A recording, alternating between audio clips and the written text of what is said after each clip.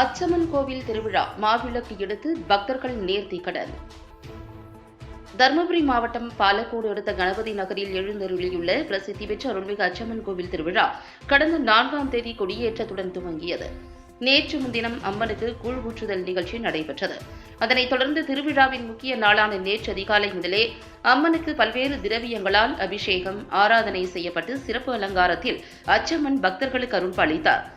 பெண் பக்தர்கள் கரகம் எடுத்தும் மாவிளக்கு எடுத்தும் அம்மன் வேடம் அணிந்து முக்கிய வீதிகள் வழியாக சென்று அம்மனை வழிபட்டனர்.